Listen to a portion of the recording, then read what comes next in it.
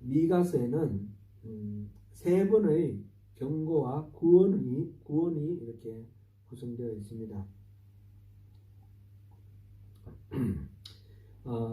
그 세 번의 이야기는 다 들으라, 쉐마라는 단어를 기준으로 나누어집니다. 우리 한번 찾아볼까요? 1장 2절, 미가서 1장 2절 한번 찾아보겠습니다. 미가서 1장 2절이 어떻게 되어 있습니까? 백성들아 너희는 다 들을지어다 이렇게 번역되어 있죠. 이 쉐마입니다. 쉐마. 그 다음에 3장 1절 한번 보겠습니다. 3장 1절, 내가 또 이르노니 야곱의 우두머리들과 이스라엘 족속의 통치자들아 들으라. 정의를 아는 것이 너희의 본분이 아니냐. 여기서 들으라 나왔습니다. 그 다음에 오늘 6장 1절에 너희는 여호와의 말씀을 들을지어다 이렇게 들으라, 쉐마라는 단어가 이렇게 시작됩니다. 들으라, 쉐마라면 떠오르는 어떤 구절이 있죠.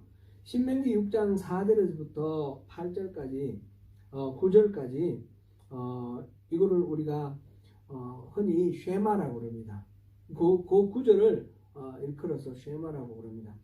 이스라엘 사람들은 이 쉐마 그 성경 구절을 이렇게 작은 글씨로 적어서 모자 속에 넣어가지고 이마에 이렇게 대기도 하고 또 팔목에 이렇게 손목에 메고 다니기도 하고 아주 보수적인 전통적인 유대인들은 그렇게 합니다. 그리고 집 문설주에도 적어놨고요.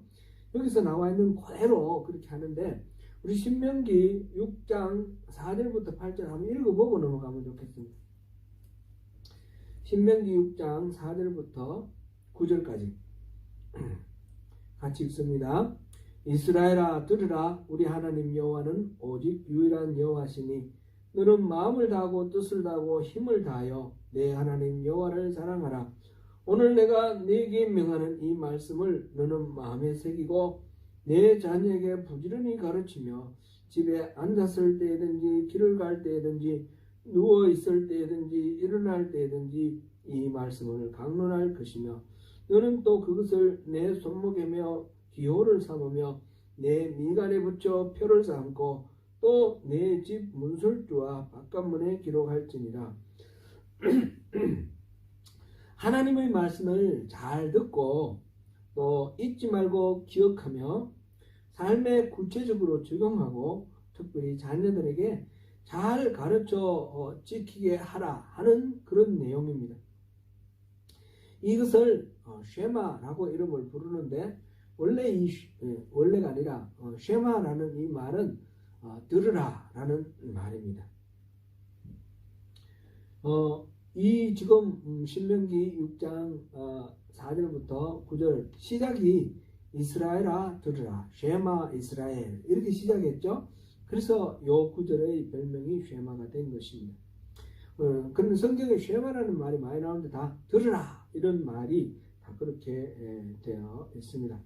오늘 제가 세 군데 말씀드렸는데 이 심판을 말하는 하나님의 말씀 들으라 그런 뜻으로 1장 2절 그리고 3장 1절 6장 1절에 쉐마라는 단어가 나와 있습니다.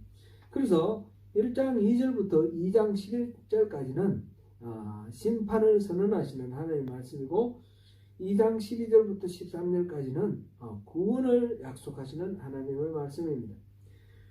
두 번째 또 쉐마에 해당되는 말은 3장 1절부터 12절까지가 심판의 말씀이고 그 다음에 4장 1절부터 5장 16절까지가 구원의 말씀입니다. 세 번째 이 쉐마로 시작하는 말씀 6장 1절 오늘 본문 여기서부터 시작해서 7장 6절까지는 심판의 말씀이고 7장 7절부터 마지막 20절까지는 이제 구원의 말씀입니다. 지난 두 주 동안은 이 중에서 두 번째 쉐마 들으라는 말씀 가운데서 구원에 관한 것 4장과 5장의 말씀을 살펴봤죠. 4장, 5장은 카이즘의 구조로 되어 있다. 그 말씀 드렸고요. 여호와의 산을 중심으로 이루어질 평화의 세상, 모든 것들을 칼을 쳐서 보습을 만들고 창을 쳐서 낫을 만드는 완전한 평화의 세계가 이루어질 것을 말씀하시는 그런 내용이었고요. 그 다음에 4장 6절부터 7절 사이에는 여호와께서 쫓겨난 자를 모아 시온산에서 다시 다스리실 것이다. 다 불러 모아서 하나님이 왕이 되실 것이다. 그런 내용이었고요. 그 다음에 4장 8절부터 5장 2절까지는 시온을 회복하시고 이스라엘을 다스릴 자, 베들레헴 에브라다에 나실 메시아에 대한 그런 말씀이었어요. 그리고 5장 3절부터 9장 9절까지는 야곱의 남은 자가 장자며 강하리라. 남은 자에 대해서 계속해서 말씀하셨고요. 그 다음에 5장 10절부터 15절은 세 가지가 없어진다고 그랬습니다.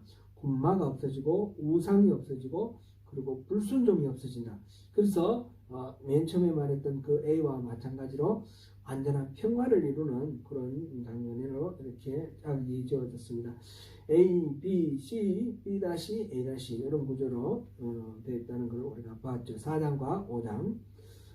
지난 2주 동안은 그 4장과 5장을 봤고, 특별히 지난주에는 그 중에서 B, C, B' 그런 그 부분에 왔습니다.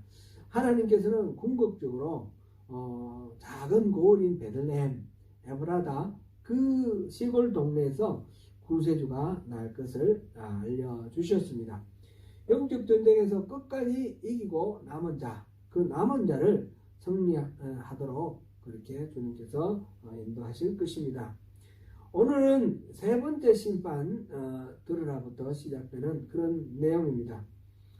오늘 6장은 크게 나눠서 세 부분으로 나눠집니다. 6장 1절부터 5절까지 6장 1절부터 5절까지는 하나님의 말씀을 들으라. 하나님께서 어떻게 도우셨는지 하나님께서 변론하시는 그런 장면입니다. 하나님의 그 재판 법정으로 초대하는 내용이 1절부터 5절까지고요. 그 다음에 6절부터 8절까지 여기 오늘은 이 부분이 아주 핵심인데, 하나님께서 우리 하나님의 백성들에게 구하시는 바, 하나님께서 찾으시는 것이 무엇인가, 그런 말씀입니다. 그 다음에 9절부터 13절은 하나님이 백성을 고발하시고 그 죄악에 합당한 심판을 선포하시는 그런 내용입니다. 오늘 이 세 부분으로 나눠져 있는데 순서대로 쭉 한번 살펴보겠습니다. 6장 1절부터 5절까지는 하나님이 재판법정으로 하나님 백성들을 초대하십니다. 너희는 여호와의 말씀을 들을지어다. 너는 일어나서 산을 향하여 변론하여 작은 산들이 내 목소리를 듣게 하라 하셨나니, 너희 산들과 땅의 경관지대들아, 너희는 여호와의 변론을 들으라. 여호와께서 자기 백성과 변론하시며 이스라엘과 변론하실 것이다. 이 변론이라는 말이 계속해서 나오죠. 이 재판 용어입니다. 재판 용어, 법정 용어입니다. 그래서 하나님께서 지금 산들을 부르시고 작은 산들을 부르시고 또 경관지대들을 부르십니다. 경관지대라는 말은 이 땅 밑에 흔들리지 않는 그런 기초, 땅의 기초를 말합니다. 영원한 땅의 기초. 지금 하나님께서는 산들과 작은 산들, 땅의 기초를 말하자면 법정에서 배심원이라고 그럴 수 있죠. 이 변론을 듣고 난 뒤에 판단하는, 그래서 이 재판의 결과에 의견을 제출하는 그런 배심원으로서 이 자연을 지금 초청을 하고 있습니다. 산들과 작은 산들과 경관지대들, 하나님이 지금부터 하시는 이 변론을 들어라. 그리고 여러분들 이 의견을 내놓아라. 그런 말씀이죠. 그래서 1절, 2절은 배심원을 초청하는 그런 장면이고요. 3절에서 이제 하나님께서 변론하시기를 내가 백성들에게 뭘 잘못했냐? 백성들이 나한테 대하는 태도를 보니까 내가 뭐 마치 뭘 잘못한 것 같은데 내가 뭘 잘못했느냐? 내가 무엇을 내게 행했으며 무슨 일로 너를 괴롭게 하였느냐? 너는 내게 증언하라. 내가 잘못한 게 뭐냐? 그걸 증언하라. 이 말씀이에요. 그래서 그동안 이스라엘을 향해서 완벽하고 결정적인 하나님의 그 모든 은혜 이것들을 이렇게 앞으로 지금 거론을 하시면서 이스라엘이 그러한 은혜를 입었음에도 불구하고 하나님께 대적하고 있는 그러한 죄악을 고발하시는 것입니다. 4절, 5절이 바로 그러한 하나님이 이때까지 행해 오신 하나님의 그 일입니다. 4절에 보니까 내가 너를 애굽 땅에서 인도해내어 종로로 하는 집에서 속량을 했고 모세와 아론과 미리암을 내 앞에 보냈느니라. 지금 출애굽 사건 그를 말씀을 하시면서 이집트에서 노예로 살고 있던 너희들을 구해내지 않았느냐. 속량했다. 속량이라는 말이 그 말씀이죠. 값을 지불하고 노예를 사서 해방시키는 것이 속량입니다. 하나님께서 그렇게 노예였던 이스라엘 백성들을 자유롭게 풀어주셨다라는 그 말씀을 구출해 주시고 풀어주셨다는 말씀을 하십니다. 그때에 모세와 아론과 미리암을 지도자로 주었다라고 말씀하십니다. 모세는 우리가 뭐 당연히 그렇게 생각을 하는데 민족의 영도자죠. 아론은 어떻습니까? 아론은 또 제사장으로서 하나님 앞에 이스라엘의 죄를 고하면서 용서를 비는 그런 모세는 전체적인 리더고 아론은 종교적인 그런 리더였습니다. 그럼 미리암을 리더로 얘기하는 경우는 극히 드문데 이 홍해를 건넌 후에 미리암이 또 이렇게 분녀자들을 이끌어서 하나님을 찬양하고 영광을 돌린 그런 사건이 있었죠. 그렇게 미리암도 리더 역할을 했습니다. 이 출애굽 사건을 통해서 하나님께서 어떻게 이스라엘을 이끌어 주셨는지 그 모든 것들이 모세나 아론이나 미리암이 뭐 탁월한 영도력이 있고 또 이스라엘 백성들이 군사적으로 아주 뛰어나서 그 이집트를 물리친 것이 전혀 아니지 않습니까? 전적으로 하나님께서 은혜로 그들을 이끌어내셨고 은혜로 그들을 건져내셨습니다. 그런 이 출애굽 사건을 통해서 하나님이 일하신 것을 보여줍니다. 5절에서는 내 백성아 너는 모압 왕 발락이 꾀한 것과 보울의 아들 발람이 그에게 대답한 것을 기억하며 시딤에서부터 길갈까지 이를 기억하라. 그리하면 나 여호와가 공의롭게 행한 일을 알리라 하실 것입니다. 여기서 하나님께서 부르시고 이렇게 하면 이걸 알 것이다 하면서 하나님의 공의를 알 것이다 하겠는데 세 가지를 이렇게 요구를 하셨습니다. 세 가지가 뭡니까?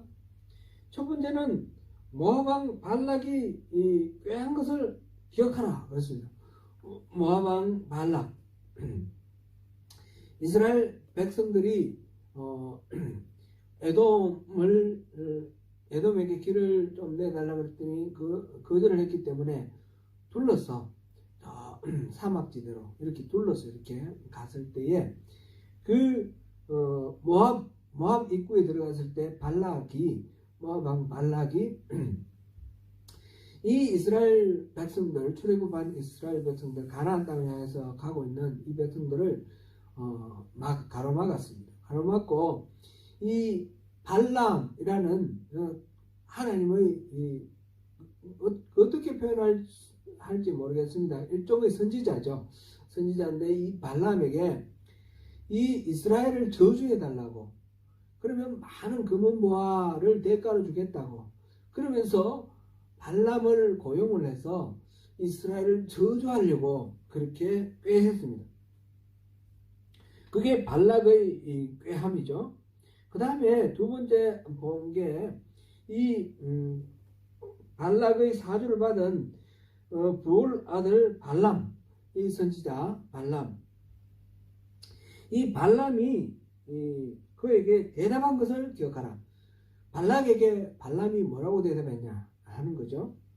발람은 하나님께서 그에게 나타나셔서 이스라엘을 절대로 저주하지 말라고 명령하셨습니다. 그래서 발람은 그곳에 갔지만 이스라엘을 저주하지는 않았습니다. 이렇게 하나님께서 발락의 꾀를 꺾었고 발람의 모든 의도를 가로막았습니다. 그 발락 왕으로부터 제의받은 금은보화, 그것이 탐이 났지만 발람은 하나님의 말씀을 거역할 수 없어서 이스라엘을 저주하지는 못했습니다. 이것들을 기억하라는 것입니다. 그리고 세 번째로는 시딤에서 길갈까지의 일을 기억하라. 시딤은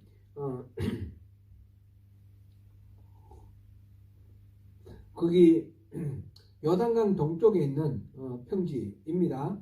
그 땅 시딤에서 미디안 사람들과 이스라엘 사람들이 조우를 했는데 미디안 사람들이 이스라엘 사람들을 유혹을 하죠. 그래서 그들의 그 신에게 제사를 할 때에 초청을 했고 그곳에서 신전에 종사하는 창녀들입니다. 여사제들을 통해서 이스라엘 백성들을 유혹을 하고 넘어지게 만들었습니다. 그러한 가운데 하나님께서 진노하셔서 그 우상을 숭배하고 음행하는 이스라엘 사람들이 수만 명이 죽임을 당했습니다. 그때 아론의 손자 비느하스가 그 하나님의 열정, 하나님의 분노로 패역한 이스라엘 사람을 이렇게 죽이는 그런 것을 통해서 하나님께서 용서를 하시고 그 일을 그곳에서 있었던 시딤에서 있었던 그 일에 마무리가 지어졌는데 그것이 이제 민수기 25장 1절부터 18절까지 있었던 일이죠. 그리고 그곳에서 이제 여호수아의 이끌음을 받고 영도를 받고 모세는 죽었고요. 요단강을 건너가는데 제사장들이 언약궤를 메고 먼저 그 범람하는 요단강에 발을 내딛는 순간 그 요단강의 범람이 멈추고 물은 위로 쌓였습니다. 위로 쌓이고 그 물이 끊어진 그 곳을 이스라엘 사람들이 건너갔습니다. 마치 홍해를 건너가는 것과 같은 그런 요단강을 건너가는 사건이 여호수아 3장 1절부터 5장 15절까지 해서 그렇게 해서 가나안 땅으로 들어갔습니다. 그 다음에 길갈은 요단강을 건너갈 때 각 지파별로 돌 하나를 들고 건너갔습니다. 그래서 모아놓고 돌을 이렇게 쌓아놓고 그곳을 이름을 길갈이라 했습니다. 그것은 하나님께서 해주신 그 은혜를 이 요단강을 건너가게 해주신 그 은혜를 자손들에게 교육시키기 위해서 그 돌비를 세운 곳입니다. 그 길갈을 중심으로 해서 여리고성을 점령을 했고요. 길갈을 중심으로 해서 이스라엘 백성들이 북쪽으로 남쪽으로 정복 전쟁을 해나갑니다. 정복 전쟁 먼저 남쪽으로 가서 그 가나안 땅 남부를 정복하고 그다음 북쪽으로 올라가는데 그동안에 헤드쿼터가 항상 길갈이었습니다. 그러니까 시딤에서부터 길갈에 이르기까지 있었던 그 일들을 기억하라 그랬습니다. 그 일들 발람과 발락의 업무를 저지시킨 것뿐만 아니라 시딤에서부터 이제 요단강을 건너가고 여리고성을 무너뜨리고 이스라엘을 정복해가는 과정 속에서 전적으로 하나님께서 인도하시고 도와주시고 지켜주시고 이끌어 주셨다는 사실을 이스라엘 사람들은 다 알고 있습니다. 그것을 기억하라는 것입니다. 그렇게 할 때에 여호와께서 공의롭게 행한 일, 이것을 알게 될 것이다 라는 것입니다. 여기서 공의롭다라는 의미는 하나님께서 이거는 옳다, 바르다, 공의롭다, 우리 일반적으로 정의롭다, 공의롭다 쓰는 그런 용어로도 쓰이지만 자다카라는 건데, 그런데 여기서는 하나님께서 공의롭다 그랬거든요. 하나님의 공의로움은 어떤 것입니까? 하나님께서는 언약하신 바를 반드시 이루시는 그 신실하시고 항상 바르시다라는 그런 의미로 여기 공의롭다라고 하는 말을 썼습니다. 그래서 출애굽으로부터 시작해서 가나안 땅에 들어오는 그 과정들을 잘 기억하고 되돌아보면 하나님께서 얼마나 의로우신지를 알게 될 것이다. 그 말씀을 하시면서 하나님이 무슨 잘못을 했길래 너희들을 내가 뭘 괴롭혔길래 너희들이 나를 거역하느냐, 나는 이렇게 공의롭고 신실한 그런 존재 아니냐라고 지금 말씀하고 계십니다. 그 다음에 그렇게 말씀하시면서 그러면 하나님께서 이스라엘 사람들에게 기대하는 바는 뭔가? 여러분들이 이렇게 했으면 좋겠다라고 하나님께서 기대하시는 바를 여기서 직접적으로 언급하고 있습니다. 그것이 두 번째 패러그래프고요. 하나님이 원하시는 것 6절부터 8절에 해당됩니다. 하나님께서는 단도직입적으로 말씀드리면 리추얼이 아니라는 겁니다. 외향적인 제사, 오늘날 따지면 경건한 예배, 이거 다 중요하긴 하지만 그게 본질은 아니라는 겁니다. 여기서 뭐라고 그랬습니까? 내가 무엇을 가지고 여호와 앞에 나가며 높으신 하나님께 경배할까? 내가 번제물로 1년 된 송아지를 가지고 그 앞에 나갈까? 여호와께서 천천의 수량이나 만만의 강물 같은 기름을 기뻐하실까? 내 허물을 위하여 내 맏아들을 내 영혼의 죄로 말미암아 내 몸의 열매를 드릴까? 지금 이렇게 의문문으로 쭉 얘기를 했는데 이 이야기들은 그렇지 않다라는 거죠. 그렇지 않다라는 결론을 가지고 하시는 말씀입니다. 지금 백성의 입장에서 하나님이 지금 말씀하시는데 백성의 입장에서 어떻게 여호와 앞에 나가면 여호와께서 기뻐하실까? 그런 질문이죠. 1년 된 송아지는 번제를 지금 얘기를 하고 있습니다. 번제를 얘기하고 있는데 흠없는 송아지, 1년 된 송아지를 가지고 하나님 앞에 번제로 드리면 하나님 기뻐하실까? 그 다음에 7절에는 천천의 소장이나 만만의 강물 같은 기름을 기뻐하실까? 이거는 아마 화목제를 얘기하는 것 같아요. 화목제.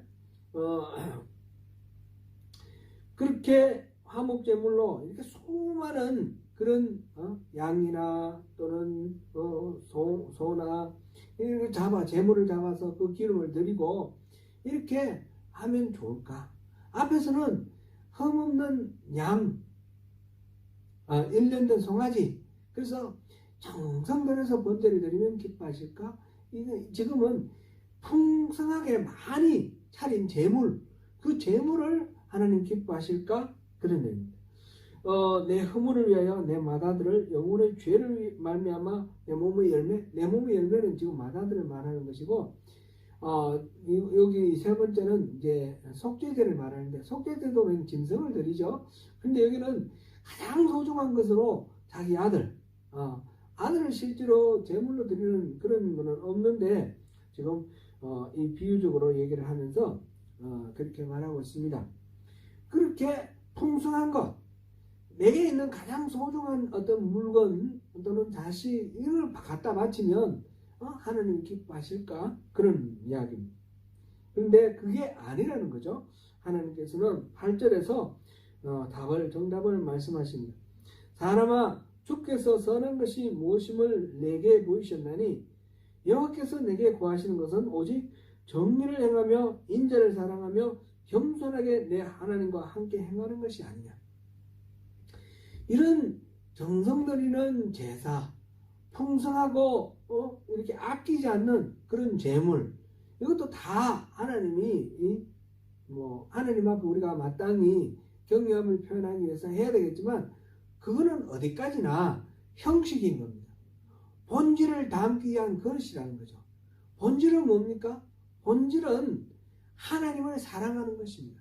하나님을 알고 하나님을 사랑하는 것이고, 하나님의 그 마음에 맞는 그런 삶을 우리가 살아가는 것입니다. 그래서 세 가지를 얘기했습니다. 세 가지를 얘기했는데, 정의와, 그리고 인자와, 그리고 겸손하게 동행함. 하나님과 겸손하게 동행하는 것. 말하자면 하나님과의 동행입니다. 정의는 이게 이제 앞에 공의라고 번역된 부분도 있고요. 그런데 여기서는 미슈파트라는 단어라고 제가 앞에서 말씀드렸죠. 이게 이제 이것도 재판정에서 사용되는 그런 용어죠. 판결이 굽지 않고 바르다는 것이죠. 판결이 어느 한쪽을 편들거나 또는 어느 한쪽에 어떤 정언을 눈을 감거나 이런 식으로 하지 않고 아주 공정하게 그렇게 판단하는 것을 정의라고 그랬습니다. 미슈파트. 아모스에서 특별히 이 정의를 많이 강조를 했습니다. 한 군데만 찾아볼까요? 아모스.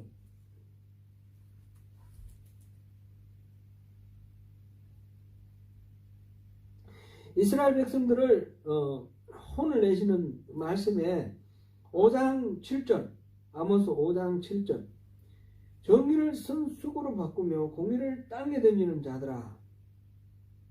이 공의 여기에 이제 정의라고 번역된 것과 같은 겁니다. 미슈파트입니다.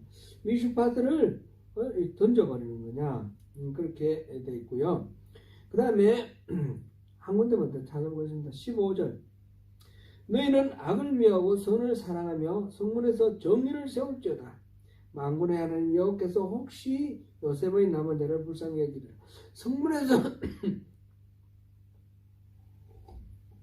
성문에서 장로들이 앉아가지고 그곳에서 재판을 하는 것입니다. 재판을 하는데 그 재판이 정의롭게 그렇게 되도록 하라라는 그런 말씀이죠. 그래서 우리가 이제 아모스 하면 제일 많이 떠오르는 말씀이 5장 24절인데 5장 24절 다음에 같이 한번 읽어보겠습니다. 시작. 오직 정의를 물같이 공의를 마르지 않는 강같이 흐르게 할지어다. 아멘. 영어로는 지금 앞에 정의는 justice고 공의는 righteousness입니다. 지금 여기서 하나님 말씀하시는 이 정의는 justice, 올바른 재판에 올바른 그 판단, 이거를 말했습니다. 두 번째로 지금 하나님께서 기뻐하시는 것으로 제시하신 것이 인자, 인애, 헤세드입니다. 헤세드 우리 여러 번 봤죠? 자비, 사랑, 인애, 여러 가지로 이렇게 번역되는데, 이 하나님의 사랑, 아가페의 사랑입니다. 그 사랑으로 우리가 서로 사랑하는 것입니다. 그 다음에 세 번째는 하나님과 동행하는 것입니다. 겸손히 하나님과 자기가 뭔가 능력이 있다거나 스스로 해결할 수 있는 그런 힘이 있다거나 지혜가 있다거나 그런 모든 생각 내려놓고 하나님과 함께 함으로 판단도 할 수 있고 모든 해결을 할 수 있다라고 고백하는 그런 마음으로 하나님과 동행하는 것. 이게 겸손히 하나님과 행한다라고 이렇게 표현된 이 내용이죠. 우리 호세아서도 한번 볼까요? 호세아 12장 7절. 호세아 12장 7절 우리 같이 한번 읽어보겠습니다.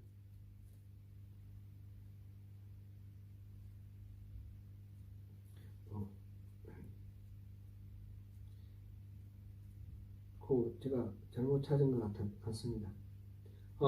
12장 6절입니다. 그런즉 너희 하나님께로 돌아와서 인애와 정의를 지키며 항상 너희 하나님을 바랄지니라. 지금 여기 12장 6절 말씀 12장 6절 말씀이 바로 미가서 지금 6장 8절 말씀하고 일치하는 부분입니다. 여기서 인애와 정의 같은 거죠. 그리고 항상 너희 하나님을 바랄지니라. 하나님을 바란다. 이게 하나님과 함께 동행한다. 그런 의미가 되는 거죠. 이렇게 진정으로 하나님께서 우리 하나님 백성들에게 구하시는 것은 다른 것이 아니라 리추얼이 아니라 리추얼 예배의 형식 속에 담아서 하나님께 올려드릴 우리 삶의 변화입니다. 삶이 하나님과 함께 함으로써 이거는 인간적인 어떤 도덕적으로 뭐 사랑이 많고 이웃을 잘 돕고 뭐 옳고 그름 잘 분별하고 이런 것을 뛰어넘는 것입니다. 궁극적으로 옳고 그름은 하나님의 기준에 맞아야지 옳고 그른 거죠. 그래서 이 정의와 하나님의 사랑과 이 겸손하게 하나님과 동행하는 것, 이것이 하나님께서 진정으로 기뻐하시는 것입니다. 우리가 오늘날 우리의 신앙에 대입해서 보면 그냥 신앙 좋다고 열심히 신앙생활 잘하고 기도 잘하고 헌금 잘하고 이게 다 중요하지만 그건 어디까지나 형식이라는 것이죠. 삶에서 이 정의와 인애와 하나님과 동행함이 반드시 따라야 된다는 것입니다. 삶의 변화가 있어야만 이 모든 신앙적인 형식 이런 것들이 가치가 있는 것입니다. 제가 이 컵에 물을 담아서 마시고 있는데 저희 이 목을 축여주는 것은 물입니다. 근데 이 물을 담기 위해서 이 컵이 있는 것입니다. 컵만 있고 물이 없으면 아무 의미가 없는 것입니다.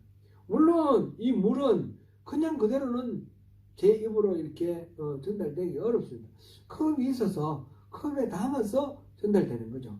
우리의 신앙의 모든 리추얼은 이 본질을 담기 위한 그릇이라는 것입니다. 그래서 지금 하나님이 원하시는 것, 이 진정한 이 신앙은 바로 우리 삶에서 하나님과 바른 관계를 맺고 하나님의 마음을 읽고 하나님의 마음에 합당하게 바르게 판단하고 또 이웃을 사랑하는 것이다. 이렇게 우리가 알 수 있습니다. 그런 하나님의 뜻을 이렇게 말하면서 그렇지 못한 이스라엘을 책망하시는 것입니다. 9절부터 16절까지는 그래서 이스라엘 백성들에 대한 심판입니다. 앞에서 막연하게 말씀하셨던 것을 구체적으로 지금 얘기를 하는데 여호와께서 성읍을 향하여 외쳐 부르시나니 지혜는 주 이름을 경외함이니라. 너희는 내가 예비되었나니 그것을 정하신 이가 누구인지 들을지니라. 여기서 성읍은 예루살렘을 걷는다 이렇게 말하면 되겠죠. 그 다음에 지혜는 주의 이름을 경외함이니 이거는 이제 잠언에 나오는 그 말씀하고 같은 맥락을 갖고 있는 거죠. 잠언 1장 7절에 우리가 여호와를 경외하는 것이 지식의 근본이다 그랬습니다. 말하자면 지혜라는 것은 참된 지혜라는 것은 다름이 아니라 하나님을 알고 하나님을 경외하는 것이다 라는 말씀이죠. 여기서 그렇게 얘기되어 있고 그래서 너희는 매가 예비되었느니 매는 뭡니까? 지금 징계의 수단이 되는 채찍질하는 종가리를 때리는 매죠. 그것이 예비되었고 그것을 정하신 이가 누군지 보라 그랬는데 바로 하나님이시죠. 내게 지금 어떤 벌이 징계가 임하는데 하나님의 뜻이라는 겁니다. 왜 그렇습니까? 내가 하나님의 이 마음을 모르고 하나님이 인도해 주신 그 은혜를 잊고 내 마음대로 했기 때문인데 그것이 이제 구체적으로 어떤 것을 말하는지 보겠습니다. 10절 악인의 집에 아직도 불의한 재물이 있느냐? 축소시킨 가증한 에바가 있느냐? 불의한 재물, 악인의 집에 불의한 재물, 정당하지 못하게 축제한 거 그런 것들이 있느냐 보라는 거죠. 그 다음에 축소시킨 가증한 에바는 이 대박입니다. 대박.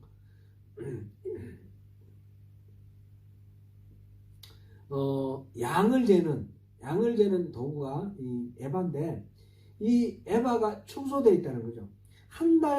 한 말짜리라 그랬는데 그 말이 작아서 이렇게 적게 주는 거죠. 그렇게 거짓되고 속임수를 쓰는 그런 말. 11절도 같은 겁니다. 내가 만일 부정한 저울을 썼거나 주머니에 거짓 저울추를 두었으면 깨끗하겠느냐. 저울을 달 때 저울을 추를 2개를 갖다 놓고 이렇게 막 유리한 대로 이렇게 쓴다는 거죠. 또 거짓된 추 이렇게 되어 있습니다. 이제 상업을 예를 들어서 상인들 이 돈으로 인간의 욕망을 가장 직접적으로 이렇게 대변하는 것이 바로 상업활동 아닌가 그런 생각이 됩니다. 이익을 추구하고 그런 모습이 적나라하게 드러나는데 거기에서 거짓된 저울과 거짓된 대박을 가지고 남을 속여서 부당한 이익을 취하는 것 그것이 바로 죄란 하나님께서 지금 이스라엘을 징계하기 위한 지금 지금 지적하시는 죄입니다. 이거는 꼭 상업에만 해당되는 것은 아니고요. 재판 과정에서도 해당되고 모든 데서 이 동일한 기준 하나님의 기준을 적용하지 않고 자기 필요한 대로 여기서는 이 기준을 대고 저기서는 저 기준을 대고 그래서 자기의 어떤 이익을 만족시키고 욕망을 채우는 그런 식으로 하는 인간의 모든 이기적인 행동들 이것들을 지금 하나님께서 지적하고 있으십니다. 12절에 보니까 그 부자들은 강포가 가득하였고 그 주민들은 거짓을 말하니 그 혀가 입에서 거짓되도다. 여기서도 불의한 부자들 힘을 통해서 권력을 통해서 이렇게 축제하고 거짓하면서 이렇게 자기 만족을 구해 나가는 것이죠. 그 다음에 13절에 보니까 그러므로 나도 너를 쳐서 병들게 하였으며 내 죄로 말미암아 너를 황폐하게 하였다. 13절부터 16절은 그래서 이런 지금 12절까지는 이스라엘의 죄를 다시금 구체적으로 말씀하셨고요. 13절부터 16절은 그래서 내리는 심판의 내용입니다. 결과입니다. 재판의 말하자면 구형이죠. 하나님께서 이렇게 하겠다라고 구형을 하는 겁니다. 그래서 먹어도 배부르지 13절 쳐서 병들게 하겠다. 병들게 하고 황폐하게 하겠다. 뭐 돈을 많이 벌어도 자기 육신이 병들고 그러면 그거 못 누리는 거 아닙니까? 그런 것을 이야기를 하고 있고 그 다음에 먹어도 배부르지 못하고 항상 속이 빌 것이며 병들어서 편안하지 못한 그런 상황입니다. 감춰도 보존되지 못하고 보존된 것은 내가 칼에 묻힐 것이다. 이렇게 토지를 나쁘게 해서 땅의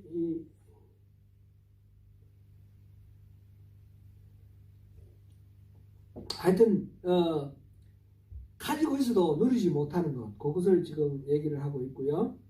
그 다음에 15절 보니까 씨를 뿌리도 추수하지 못할 것이며 감람 열매를 밟아도 기름을 내 몸에 바르지 못할 것이며 포도를 밟아도 술을 마시지 못하리라. 씨를 뿌리도 추수하지 못하다. 이건 이제 땅이 이제 메마르고 토질이 나빠져서 씨를 뿌렸는데 잘 자라지 않는 것이요. 열매를 제대로 못 맺는 거 그런 거죠. 그래서 농사가 망쳐지는. 그래서 하나님이 심판을 내리시는데 열심히 일해도 뭔가 이 소득을 얻지 못하게 하겠다는 말씀이에요. 제대로 안 되도록 모든 것들이 꼬이고 엎어지고 그런 식으로 되도록 하겠다 그런 말씀이고요.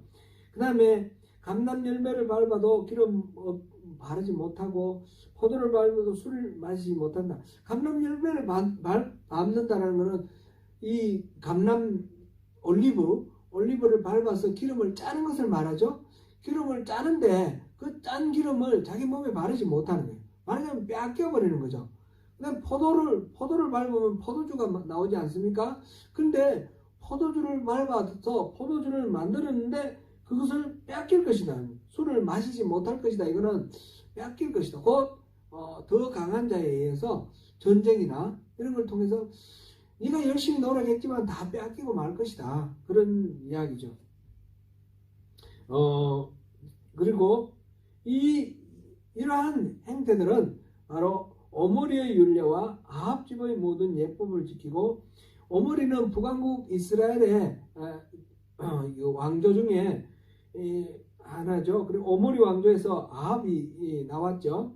이런 그 우상 숭배하고 패역한 그런 사람들의 그 예법을 따르고, 그렇기 때문에 너희를 황폐하게 하고 그 주민을 세상 사람들로부터 조속거리가 되도록 그렇게 만들어버리겠다. 그런 말씀입니다. 몸이 허약해지고 또 땅도 척박해지고 기껏 열심히 해서 수확한 것도 다 빼앗기고 이런 모든 비극적인 결과를 누리게 될 것이다. 그것이 지금 이스라엘에 대한 하나님의 지금 심판의 결과입니다. 오늘날 우리에 대해서도 마찬가지입니다. 하나님께서 우리에게 하나님의 이 뜻과 하나님의 이 마음을 말씀을 하시면서 그것을 온전하게 우리가 받아들이고 그 따르지 않으면 마찬가지로 그런 결과를 맞게 될 것이라는 것입니다.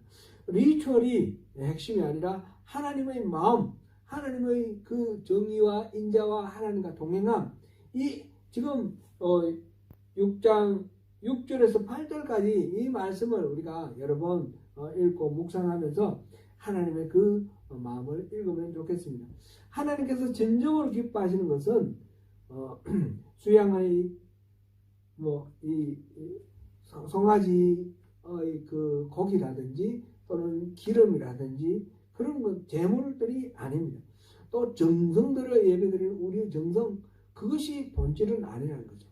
정성이나 또는 풍성함, 아끼지 않은 자식도 아끼지 않고 내놓는 거, 이런 거 다 중요한 거죠. 중요하긴 하지만 그것으로 만족하면 안 된다는 겁니다.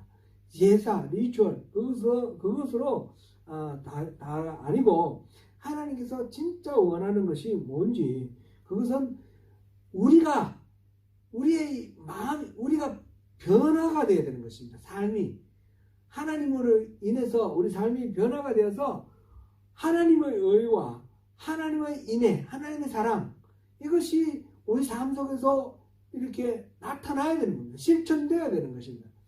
그것은 하나님과 동행할 때 하나님이 주시는 은혜와 하나님이 인도하심에 우리가 따라감으로써 이루어지는 그런 결과입니다.